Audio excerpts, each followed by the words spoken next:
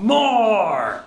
What's up guys, Benson here and welcome to this unique episode of Wong Fu and Evers. We're still in the middle of the COVID-19 pandemic. We're being sure to wear our gloves, our face masks, and maintain our social distance. Hey everyone, I'm here too.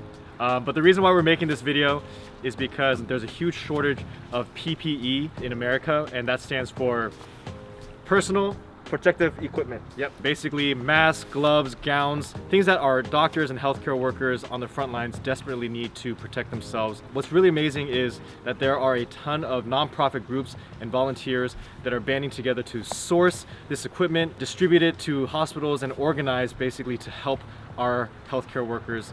And luckily, we got to be linked up to one of these organizations. That's right. So a media company based in Shanghai called RADII connected us with Lena from Operation Mask, and she was able to secure this small shipment that we have today that is going to be distributed to local hospitals in Los Angeles. All right, we are sitting here with Lena from Operation Mask, who just hooked us up with 3,000 masks to distribute around Los Angeles. Thank you so much, Lena. Tell us a little bit about Operation Mask and how you got involved. Well, I've actually been involved in various anti-COVID efforts since the beginning of this year, long before COVID-19 really hit the US. When the caseload started rising in the US, a group of friends who are the founders of Operation Masks reached out, and I was really thrilled to be able to continue to contribute to the fight against COVID. And I think what's so special about what we're doing here is, not only is it so wonderful to have you guys help with these deliveries, but Wong Fu has such an important voice in the Asian American community. What's really needed right now is this message of unity. We're all in this fight together. I think this is a time for all of us to be more empathetic and understanding and patient with ourselves and others. Yeah. And remember that each of us has a responsibility, and each of us is empowered to be part of the solution and overcome COVID as a global united community. Right. Hi guys, I'm here with Lee from the RADII team. Thanks so much for reaching out to us. Can you tell us a little bit more about your team's efforts in Shanghai?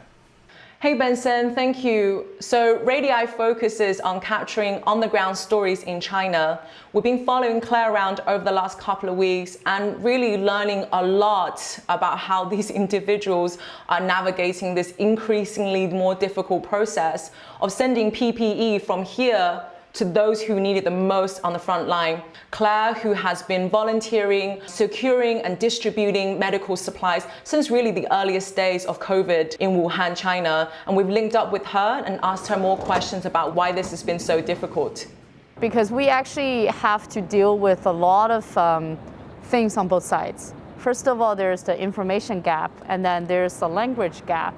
And also, both countries have their own standards, so both standards actually don't intertwine well at all. Not only there's the quality standard, but then also there's the payment standard. And then later on, there's a lot of customs clearance, and then, what products can be, imported, what products cannot be imported, how the product should be written, how the product should be labeled. And then the customs also, the regulations change their policy every single day.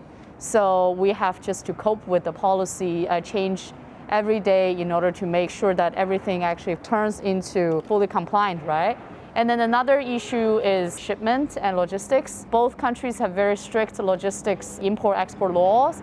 And also right now, because of the limited flights between China and the United States, cargo space is extremely competitive.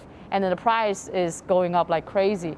And that's why the whole idea of Operation Mask is to really hopefully become a bridge between the countries that are in need and hopefully like China and then maybe other suppliers as well. Well, it's our honor to be part of the process, this last mile process. You guys have already done such an amazing job sourcing and getting them here. So thank you so much for that. We're gonna do our job now, and the rain's picking up. We're gonna try to get these out as soon as possible. So thank you again. Definitely. Thank you so much, Phil. We have 3 hospitals today that we are dropping off at. This is our first stop here. I hope these supplies can go to good use. It's definitely not enough, but every little bit counts, so. So Operation Mask provided us with these PPE, but now the next step is, okay, well, where do we go to distribute them, right? So I actually got in contact with another organization called LA Mask Brigade. I've been working with them through Bopomofo Cafe, collecting masks, and basically they do local distribution around LA and OC. They gave us a list of people to contact, and we reached out to a few, and so that's how we chose to come to some of these hospitals. We just finished all of our drop-offs. We want to give another shout out and special thanks to Operation Mask for setting up with this donation. And also thank you to everybody that's donated thus far. We want to encourage everyone watching that if you have the ability to donate or to volunteer in any way to help the cause right now, there's a lot of great organizations and nonprofits and fundraisers. This is just one that we got involved with, but definitely be on the lookout for a lot more. And once again, thank you to all our frontline healthcare professionals and also those essential workers that are putting themselves every day in front of harm's way to keep daily life somehow going for all of us. It really means a lot, and we hope that you guys all stay safe, and we'll see you next time. Bye. Bye guys.